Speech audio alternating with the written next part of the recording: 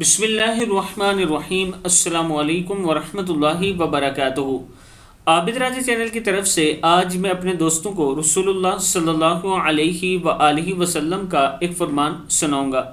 سفر میں تلاوت پیارے رسول صلی اللہ علیہ وآلہ وسلم کی دلکش سنت ہے۔ نبی اکرم صلی اللہ علیہ وآلہ وسلم نے فتح مکہ والے سفر میں سواری پر سورہ فتح کی تلاوت فرمائی اور اپنی قرات میں آواز کو دہرایا۔ راوی سیدنا معاویہ رضی اللہ تعالیٰ عنہ نے یہ بھی کہا، اگر مجھے یہ اندیشہ نہ ہوتا کہ لوگ میرے گرد جمع ہو جائیں گے تو میں تمہیں آپ جیسی قرات سناتا جیسے مجھے حضرت عبداللہ رضی اللہ تعالیٰ عنہ نے آپ صلی اللہ علیہ وآلہ وسلم کے حوالے سے بیان کی۔ صحیح مسلم کی حدیث ہے۔